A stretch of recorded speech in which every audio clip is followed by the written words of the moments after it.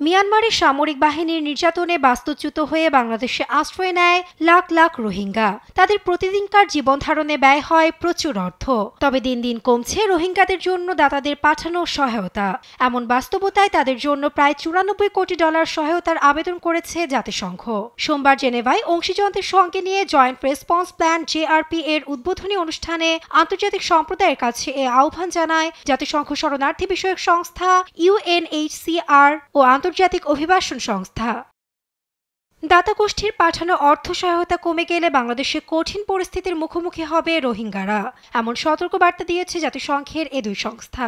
বাংলাদেশ সরকারের পক্ষ থেকে অনুষ্ঠানে উপস্থিত ছিলেন রোহিঙ্গা সমস্যা ও অগ্রাধিকারপ্রাপ্ত বিষয়াবলীর high representative doctor Khalilur Rahman. এছাড়াও ছিলেন জাতিসংঘের শরণার্থী বিষয়ক হাই কমিশনার ফিলিপ্পো গ্রান্ডি ও আন্তর্জাতিক অভিবাসন সংস্থার মহাপরিচালক অ্যামি পোপ।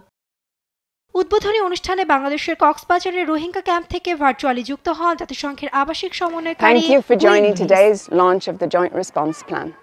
আমরা এখন যে নাটকীয় অর্থায়ন হ্রাসের মুখোমুখি হচ্ছি তার ফলে সবচেয়ে মৌলিক সহায়তাও ঝুঁকির মধ্যে রয়েছে। ইতোমধ্যেই কিছু স্বাস্থ্য কর্মসূচি ও প্রতিবন্ধী ব্যক্তিদের সহায়তা প্রদানকারী কর্মসূচি হ্রাস করতে হয়েছে। এই পবিত্র রমজান মাসে আমি আপনাদের আন্তর্জাতিক সম্প্রদায়ের কাছে রোহিঙ্গা ও বাংলাদেশি জনগণের প্রতি সংহতি প্রকাশের জন্য জরুরিভাবে আবেদন জানাচ্ছি।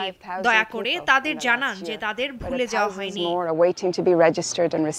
মার্চের শুরুতে ট্রাম্প প্রশাসনের নির্দেশে ইউএসএআইডির কার্যক্রম বন্ধ হয়ে যাওয়ায় রোহিঙ্গা শরণার্থীদের জন্য খাদ্য রেশনের সম্ভাব্য কাটছাঁট ঘোষণা করে জাতিসংঘের বিশ্ব খাদ্য কর্মসূচি, জানিয়ে শঙ্কায় রোহিঙ্গা সহ বৈশ্বিক মানবাধিকার সংগঠনও। তবে ডব্লিউএফপির দাবি এ মাসে সহায়তা হ্রাসের প্রধান কারণ অনুদানের ব্যাপক ঘাটতি।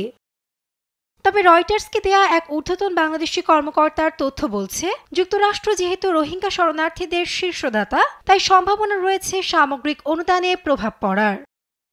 নাসরিন আক্তার, নিউজ ডেস্ক, দেশ টিভি।